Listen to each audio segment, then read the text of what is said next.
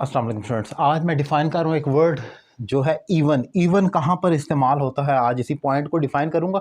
इसका लफ्ज़ी तर्जमा अगर देखा जाए वो तो ये है कि यहाँ तक के, मतलब अप टू दिस एक्सटेंट, यहाँ तक के मतलब इस हद तक आप कह सकते हैं। जो मर्जी मीनिंग लें, लेकिन यहाँ तक के आप आमतौर पर कहते हैं। तो ये कि बड़ा इंपॉर्टेंट टॉपिक है। इससे पहले मैं बताता चलूँ कि आप अगर मुझसे ऑनलाइन इंग्लिश लैंग्वेज कोर्स करना चाह रहे हैं तो आप पाकिस्तान में या पाकिस्तान से बाहर किसी भी जगह से एक रीज़नेबल फ़ी पे करके मुझे ज्वाइन कर सकते हैं और घर बैठे अपनी इंग्लिश में इंप्रूवमेंट ला सकते हैं। आप कम्पिटिटिव एग्ज़ाम की तैयारी कर रहे हों या आप बिज़नेस राइटिंग ड्राफ्टिंग सीखना चाह रहे हो तो ये एक बेहतरीन मौका है। अब स्टार्ट करते हैं टॉपिक को। इवन यहाँ तक के, अब जरा एग्जांपल देख लें आप तो आपको क्लियर हो जाएगा। She didn't tell this secret to anyone, उसने ये राज किसी को नहीं बताया। इवन हर फादर, यहाँ तक कि अपने बाप को भी नहीं। अब इसमें नहीं शामिल है, आप बोलें या ना बोलें क्योंकि वो उसी फिक्रे का तसलसल है। तो इवन हर फादर यानी कि यहाँ तक कि अपने फादर को भी नहीं।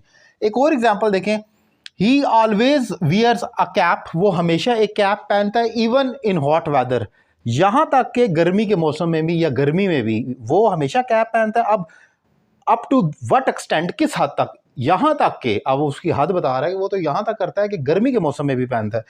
फिर हम इवन को नेगेटिव फिक्रों में भी इस्तेमाल करते हैं, जैसे आई कांट कुक मैं खाना नहीं बना सकता। एग्जाम्पल देखें, आई कांट कुक इवन, अब यहाँ पर I can't even boil an egg, यहाँ तक कि मैं एक एग भी बॉयल नहीं कर सकता। तो आप उसको कांट इवन को जोड़ लेते हैं तो आप कहते हैं I can't even boil an egg, तो ये एक हो गया। फिर कंपैरेटिव डिग्री में भी हम इसका इस्तेमाल कर सकते हैं। आई गॉट अप अर्ली, मैं जल्दी उठा, लेकिन मुझसे भी ज़्यादा जल्दी कोई और उठा है तो but Ali got up even earlier.